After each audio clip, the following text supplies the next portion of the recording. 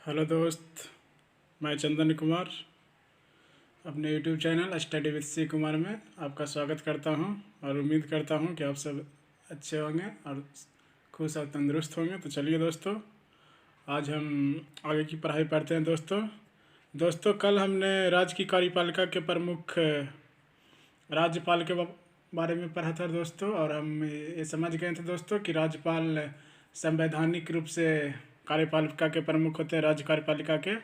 तब उसको हम 4 भागों में बांटा था दोस्तों, राज्य की कार्यपालिका को। राज्यपाल, मुख्यमंत्री, मंत्रिपरिषद और महाधिवक्ता। तो हमने राज्यपाल के बारे में पढ़ लिया था दोस्तों। आज का हमारा मुख्य पढ़ने का बिंदु होगा मुख्यमंत्री और मंत्रिपरिषद से संबंधित दोस्तों, कि मुख्यमंत्री की नियुक्ति कैसे होती है और ये इसके क्या क्या कार्य है, इन्हीं सब के बारे में जानेंगे दोस्तों, मुख्यमंत्री और मंत्रिपरिषद के बारे में दोस्तों। चलिए स्टार्ट करते हैं दोस्तों। पहले हम पढ़ते हैं दोस्तों मुख्यमंत्री की नियुक्ति। मुख्यमंत्री की नियुक्ति दोस्तों का वर्णन दोस्तों अनुच्छेद 163 में संविधान का अनुच्छेद दोस्तों। संविधान के इस अनुच्छेद में कहा गया कि राज्यपाल की सहायता एवं सलाह देने के लिए एक मंत्रिपरिषद का गठन किया जाएगा, जिसका प्रधान मुख्यमंत्री होगा दोस्तों। मतलब कि राज्यपाल एक ऐसे मंत्रिपरिषद का गठन करेगा जो उसको विभिन्न कार्यों में सहायता दे, और जिसका प्रधान होगा दोस्तों मुख्यमंत्री। मतलब कि उसी मंत्रिपरिषद में से मंत्रिपरिषद के लोग अपना एक प्रधान चुन लेंगे जिसे हम मुख्यमंत्री कहेंगे दोस्तों। और अनुच्छेद 164 में दोस्तों यह कहा गया है कि राज्यपाल मुख्यमंत्री की नियुक्ति करेगा दोस्तों। तो चलिए दोस्तों, राज्यपाल अब जानते हैं दोस्तों कि राज्यपाल मुख्यमंत्री किसे नियुक्ति करेगा। ऐसा तो नहीं है कि किसी को भी नियुक्त कर दे मुख्यमंत्री, नहीं दोस्तों। राज्यपाल बहुमत दल के नेता को ही मुख्यमंत्री नियुक्त करता है दोस्तों। राज्य में जानते हैं दोस्तों कि किसी राज्य में अनेक दल होते हैं, और जब चुनाव होता है, निर्वाचन क्षेत्र में जब चुनाव होता है, तो जानते हैं दोस्तों बिहार में 243 निर्वाचन क्षेत्र हैं दोस्तों विधानसभा के। तो उन्हीं सब में हर राज्य में हर दल चुनाव लड़ते हैं दोस्तों। तो जो बहुमत जिसके पास होता है दोस्तों, बहुमत का मतलब क्या हुआ दोस्तों कि 50% से एक ज़्यादा सीट रहे दोस्तों। मतलब कि 243 है तो या 243 का 50% कितना हो जाएगा दोस्तों, मतलब कि लगभग 222 सीट दोस्तों। मतलब कि 222 या 23 सीट रहेगा तो उसको बहुमत दल कहा जाएगा। उसके जो वो दल होगा वो अपने आप में से किसी एक व्यक्ति को चुनेगा जिसे मुख्यमंत्री कहा जाएगा, और राज्यपाल उसी को मुख्यमंत्री नियुक्त करेगा दोस्तों। संविधान के अनुसार मुख्यमंत्री को विधानमंडल के दोनों सदनों में से किसी एक का सदस्य होना अनिवार्य है दोस्तों। हम जानते हैं दोस्तों विधानमंडल में 2 सदन होते हैं, निचले सदन को विधानसभा और दूसरे उच्च सदन को विधान परिषद कहते हैं दोस्तों। तो इस दोनों सदनों में से किसी एक का सदस्य होना मुख्यमंत्री के लिए अनिवार्य हो जाता है दोस्तों। लेकिन बहुत से ऐसे राज्य हैं दोस्तों जहां विधान परिषद का गठन नहीं हुआ है, तो वहां पर विधानसभा का ही अध्यक्ष होना जरूरी है दोस्तों। कभी कभी ऐसा भी होता है दोस्तों कि विधान परिषद का सदस्य को भी मुख्यमंत्री नियुक्त किया जाता है। जैसे हमारे बिहार राज्य में हमारे वर्तमान मुख्यमंत्री श्री नीतीश कुमार विधान परिषद के अध्यक्ष हैं, सदस्य हैं दोस्तों, जिनको मुख्यमंत्री नियुक्त किया गया है दोस्तों। अब आते हैं दोस्तों मुख्यमंत्री के शपथ। मतलब कि मुख्यमंत्री को उनके पद की शपथ कौन दिलाता है। तो पहला दोस्तों इस क्षेत्र में पहला पॉइंट है दोस्तों, मुख्यमंत्री का शपथ राज्यपाल के द्वारा कराया जाता है दोस्तों। मतलब कि मुख्यमंत्री किसके समक्ष अपना शपथ ग्रहण करते हैं दोस्तों, तो वह राज्यपाल के समक्ष अपना शपथ लेते हैं दोस्तों।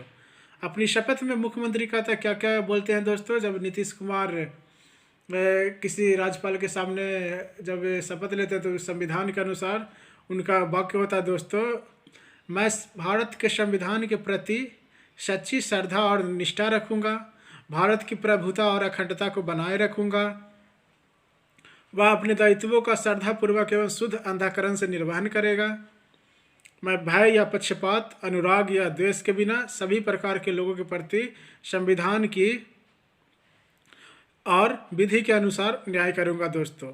ये राज्यपाल जब मुख्यमंत्री को शपथ दिलाता है तो ये सब वाक्य मुख्यमंत्री बोलते हैं दोस्तों। अब आते हैं दोस्तों मुख्यमंत्री का कार्यकाल। सामान्यतः हम जानते हैं दोस्तों कि हम सब पढ़ते हैं कि मुख्यमंत्री का कार्यकाल 5 वर्ष होता है। लेकिन संविधान में इस तरह का कोई उल्लेख नहीं है कि मुख्यमंत्री का कार्यकाल कितना होगा, 5 वर्ष या कितना। मुख्यमंत्री का कार्यकाल संविधान में राज्यपाल के प्रसाद पर्यंत होता है, ये वर्णन किया गया है दोस्तों।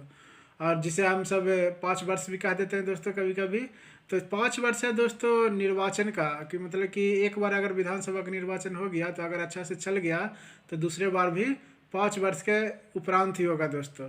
लेकिन सामान्यतः मुख्यमंत्री राज्यपाल के प्रसाद पर्यंत अपने पद पर बने रहते हैं दोस्तों। मतलब कि अगर राज्यपाल को अगर ये दिख जाता है कि मुख्यमंत्री जो बहुमत दल के नेता मुख्यमंत्री हैं उनके पास बहुमत नहीं है, तो वो उस मुख्यमंत्री को बर्खास्त कर देते हैं दोस्तों, और दूसरे दल को या फिर दूसरा चुनाव के लिए घोषणा कर देते हैं दोस्तों।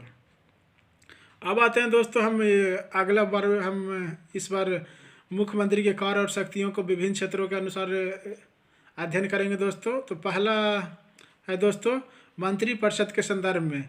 जानते हैं दोस्तों कि मुख्यमंत्री भी मंत्रिपरिषद का सदस्य होता है दोस्तों। ये मंत्रिपरिषद के सदस्य ही मुख्यमंत्री का चुनाव करते हैं दोस्तों। तो इसके संदर्भ में जान लेते हैं दोस्तों। तो मुख्यमंत्री राज्य मंत्रिपरिषद के मुखिया के रूप में निम्नलिखित शक्तियों का प्रयोग करता है दोस्तों। पहला दोस्तों, राज्यपाल उन्हीं लोगों को मंत्री नियुक्त करता है जिनकी सिफारिश मुख्यमंत्री ने की हो। मतलब कि मंत्री बनने के लिए भी मुख्यमंत्री की सिफारिश की आवश्यकता होती है, तभी किसी आदमी को मंत्री बनाया जाता है। फिर दोस्तों मुख्यमंत्री मंत्रियों के विभागों का वितरण एवं फेरबदल करता है। किस मंत्री को कौन सा विभाग दिया जाएगा दोस्तों, ये मुख्यमंत्री ही निश्चय करता है दोस्तों। और मंत्रियों के विभागों का फेरबदल भी मुख्यमंत्री ही करता है दोस्तों। कितना बार देखते हैं दोस्तों, अगर कोई मंत्री किसी काम को अपने विभाग में अच्छा से नहीं करता है तो उस समय कैबिनेट का फेरबदल भी होता है दोस्तों, और मंत्रियों के विभागों को अलग अलग तरह से या फेरबदल कर दिया जाता है दोस्तों। अब आते हैं दोस्तों किसी मंत्री से त्याग पत्र देने के लिए भी मुख्यमंत्री कहता है दोस्तों। मान लीजिए कि कोई मंत्री है जो अच्छा से काम नहीं कर रहा है तो उसको त्याग पत्र देने के लिए भी मुख्यमंत्री कहता है, और राज्यपाल को उस मंत्री को बर्खास्त करने का परामर्श दे सकता है दोस्तों।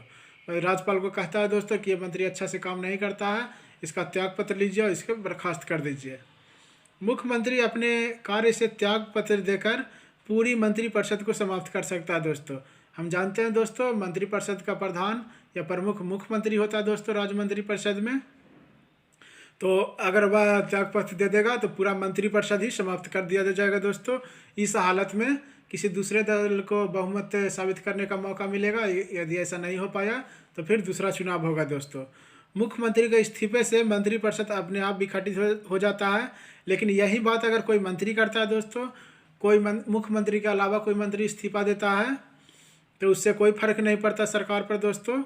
और इससे जो पद मंत्री के इस्तीफे से जो पद रिक्त होता है उसे मुख्यमंत्री भर भी सकता है और नहीं भी भर सकता है दोस्तों, और उस विभाग को अपने पास रख सकता है मुख्यमंत्री। अब आते हैं दोस्तों राज्यपाल के संबंध में। संविधान का अनुच्छेद 167 के अनुसार दोस्तों मुख्यमंत्री राज्य एवं मंत्रिपरिषद के बीच का संवाद का प्रमुख तंत्र है दोस्तों।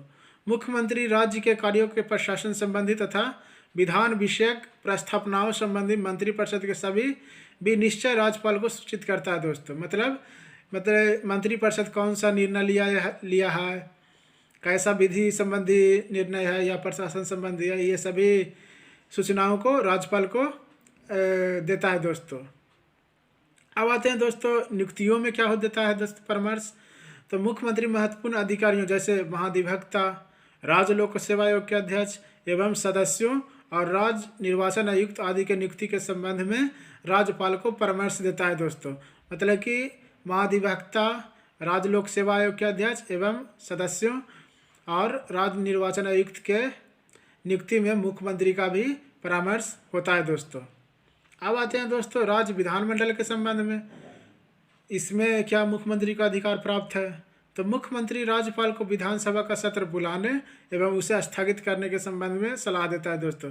जब भी विधानसभा का सत्र स्टार्ट होता है उस समय भी मुख्यमंत्री राज्यपाल को सूचना देता है, और जब उसको स्थगित करने का होता है फिर तो भी मुख्यमंत्री राज्यपाल को यह संदेश देता है कि अब विधानसभा का सत्र स्थगित कर दिया जाए। वह राज्यपाल को किसी भी समय विधानसभा विघटित करने की सिफारिश कर सकता है दोस्तों। मुख्यमंत्री क्योंकि राज्य मंत्रिपरिषद का प्रमुख होता है, इसलिए वह राज्यपाल को कभी भी विधानसभा विघटित करने की सिफारिश कर सकता है, जिससे उस राज्य में सरकार गिर जाएगी और किसी दूसरे दल को या फिर से चुनाव होगा दोस्तों। वह सभा पटल पर सरकारी नीतियों की घोषणा करता है दोस्तों। वह जब भी मतलब कि विधानसभा में या विधान परिषद में अपने सरकार की नीतियों की घोषणा करता है या किसी और माध्यम से सरकार की नीतियों की घोषणा करता है दोस्तों। अब आते हैं दोस्तों, इतना तो कार्य हो गया दोस्तों कि मुख्यमंत्री के कुछ और प्रमुख कार्य हैं दोस्तों और शक्ति है दोस्तों। अब आते हैं दोस्तों क्या शक्ति और क्या कार्य है। तो पहला दोस्तों, मुख्यमंत्री राज्य योजना बोर्ड का अध्यक्ष होता है दोस्तों। मतलब कि राज्य में कौन सी योजना होगा, क्या योजना चलाया जाने से नया नया योजना, इस बोर्ड का अध्यक्ष होता है दोस्तों। वह क्षेत्रीय परिषद के क्रमवार उपाध्यक्ष के रूप में कार्य करता है दोस्तों। एक समय में इसका कार्यकाल 1 वर्ष निश्चित होता है दोस्तों। हम जानते हैं दोस्तों कि भारत में क्षेत्रीय परिषद भी है दोस्तों, जिसमें विभिन्न विभिन्न राज्य इसका प्रतिनिधित्व करते हैं दोस्तों, और इसका कार्यकाल लगभग 1 साल का होता है दोस्तों। मुख्यमंत्री अंतर्राज्यीय परिषद और राष्ट्रीय विकास परिषद का सदस्य होता है दोस्तों, और इन दोनों परिषद की अध्यक्षता कौन करता है दोस्तों? प्रधानमंत्री। ये प्रश्न बहुत बार आया है दोस्तों कि अंतर्राज्यीय विधान परिषद और राष्ट्रीय विकास परिषद की अध्यक्षता किसके द्वारा की जाती है या कौन करता है? तो प्रधानमंत्री द्वारा की जाती है दोस्तों। मुख्यमंत्री राज्य सरकार का प्रमुख या मुख्य प्रवक्ता होता है दोस्तों। मतलब कि राज्य सरकार की ओर से पहला वक्ता मुख्यमंत्री होता है दोस्तों। अब आते हैं दोस्तों मंत्रिपरिषद का गठन। मंत्रिपरिषद के बारे में कुछ पढ़ते हैं दोस्तों। हमने ऊपर पढ़ा था दोस्तों, अनुच्छेद 163 के अंतर्गत राज्यपाल को सहायता देने या सलाह देने के लिए मंत्रिपरिषद के गठन का प्रावधान है दोस्तों संविधान में। और इस मंत्रिपरिषद का प्रधान कौन होता है दोस्तों? मुख्यमंत्री होता है दोस्तों। तो इसी अनुच्छेद के तहत मंत्रिपरिषद का गठन किया जाता है, और इस मंत्रिपरिषद में से ही मंत्री लोग एक अपने प्रमुख यानी मुख्यमंत्री का चुनाव कर लेता है दोस्तों। अब आते हैं दोस्तों मंत्रिपरिषद की नियुक्तियां के संबंध में। मुख्यमंत्री के सलाह पर राज्यपाल द्वारा की जाती है दोस्तों। मंत्रिपरिषद की मंत्रियों का शपथ अब देखते हैं दोस्तों। राज्यपाल कार्यभार ग्रहण करने से पहले मंत्री को पद एवं गोपनीयता की शपथ दिलाते हैं दोस्तों। मतलब कि मंत्रियों की शपथ कौन दिलाता है दोस्तों? तो राज्यपाल। अब आते हैं दोस्तों मंत्रिपरिषद के मुख्य क्या हैं, मतलब कि विभिन्न कार्य क्या हैं। तो मंत्रिपरिषद का मूल कार्य है दोस्तों विधि निर्माण करना। मतलब कि किसी राज्य का, मतलब कि बिहार हो गया या कोई और राज्य हो गया, तो उसका विधि मतलब नियम संबंधी निर्माण करना दोस्तों। कि कौन कौन सा विधि का निर्माण करना है, यानी जितने भी राज्य स्तर के कानून बनते हैं वह मंत्रिपरिषद के देख रेख में ही बनाए जाते हैं दोस्तों। राज्य के सभी विकासात्मक कार्य मंत्रिपरिषद के नेतृत्व में होता है दोस्तों, और यह मंत्रिपरिषद मुख्यमंत्री के नेतृत्व में चलता है दोस्तों। मतलब कि जितना भी विकासात्मक कार्य है वो मंत्रिपरिषद के नेतृत्व में ही होता है दोस्तों। और हम जानते हैं कि इस मंत्रिपरिषद का प्रमुख कौन होता है? तो मुख्यमंत्री होता है दोस्तों। अब आते हैं दोस्तों राज्य के मंत्रिपरिषद को 3 भाग में बांट सकते हैं दोस्तों। मंत्रिपरिषद के मंत्रियों को 3 भागों में बांट सकते हैं दोस्तों। पहला कौन होता है दोस्तों? कैबिनेट स्तर के मंत्री होते हैं। कैबिनेट मंत्री राज्य सरकार के लिए महत्वपूर्ण विभाग जैसे गृह, शिक्षा, वित्त, कृषि होते हैं दोस्तों। ये सभी कैबिनेट के सदस्य होते हैं दोस्तों, और कैबिनेट की बैठक में भाग लेकर नीति निर्धारण में महत्वपूर्ण भूमिका अदा करते हैं। इस प्रकार उनकी जिम्मेवारी राज्य के संपूर्ण मामलों में होती है दोस्तों। अब आते हैं दोस्तों राज्य के मंत्रिपरिषद के मंत्रियों के दूसरा भाग, राज्य मंत्री के बारे में दोस्तों जानते हैं। राज्य मंत्रियों को स्वतंत्र प्रभार दिया जाता है दोस्तों, यानी उन्हें स्वतंत्र रूप से किसी विभाग को दिया जाता है दोस्तों, या उन्हें कैबिनेट के साथ संबद्ध किया जा सकता है दोस्तों, या फिर मतलब कि कैबिनेट मंत्री है उससे संबद्ध किया जा सकता है दोस्तों। या कैबिनेट के सदस्य नहीं होते हैं दोस्तों, और न ही कैबिनेट की बैठक में भाग लेते हैं जब तक उन्हें विशेष तौर पर उनके विभाग से संबंधित किसी मामले में कैबिनेट द्वारा बुलाया न जाए। ये तभी भाग लेते हैं दोस्तों कैबिनेट की बैठक में जब उन्हें विशेष रूप से उनके विभाग से संबंधित किसी मामले में कैबिनेट द्वारा बुलाया जाता है। अब आते हैं दोस्तों उप मुख्यमंत्री। उप मुख्यमंत्री को स्वतंत्र प्रभार नहीं दिया जाता है दोस्तों। उन्हें कैबिनेट मंत्रियों के साथ उनके प्रशासनिक, राजनीतिक, संसदीय कर्तव्यों में सहयोग के लिए संबद्ध किया जाता है दोस्तों। जानते हैं दोस्तों, कैबिनेट में मतलब कि कैबिनेट मंत्री हो गया दोस्तों, मान लें कि कृषि हो गया, स्वास्थ्य हो गया, तो इन मंत्रियों को स्वास्थ्य मतलब सहयोग करने के लिए, प्रशासनिक, राजनीतिक और संसदीय कर्तव्यों में सहयोग के लिए उन्हें उप मंत्री बनाया जाता है दोस्तों। उप मंत्री कैबिनेट के सदस्य नहीं होते हैं दोस्तों, और कैबिनेट की बैठक में भाग भी नहीं लेते हैं दोस्तों। अब आते हैं दोस्तों मंत्रिपरिषद किसके प्रति उत्तरदायी है, तो मंत्रिपरिषद विधानसभा के प्रति उत्तरदायी है दोस्तों। यहाँ एक बात और याद रखना दोस्तों, मंत्रिपरिषद सामूहिक रूप से विधानसभा के प्रति उत्तरदायी होता है, और मंत्रिपरिषद व्यक्तिगत रूप से किसके प्रति उत्तरदायी होता है, तो मंत्रिपरिषद व्यक्तिगत रूप से मुख्यमंत्री के प्रति उत्तरदायी होता है दोस्तों। उसी प्रकार अब आते हैं दोस्तों कि उप मुख्यमंत्री के बारे में अभी तक नहीं कुछ बताएं, तो उप मुख्यमंत्री की नियुक्ति सामान्यतः दोस्तों स्थानीय राजनीतिक कारणों से होती है दोस्तों। उप मुख्यमंत्री का कोई पद नहीं होता है दोस्तों, ये स्थानीय कारणों से होता है दोस्तों। कई बार मंत्रिपरिषद में भी उप मुख्यमंत्री को शामिल किया जा सकता है दोस्तों। और हम जानते हैं दोस्तों बिहार के वर्तमान मुख्यमंत्री श्री नीतीश कुमार हैं। तो उम्मीद करते हैं दोस्तों ये आपको समझ में आया होगा दोस्तों। और हम ऐसे पढ़ा रहे हैं दोस्तों, कहानी के तरह पढ़ा रहे हैं, क्योंकि हम जानते हैं कि कहानी बहुत ज़्यादा याद रहता है। तो चलिए दोस्तों, इसे देखने के लिए और समझने के लिए धन्यवाद। तो ओके दोस्तों, थैंक्स फॉर वॉचिंग।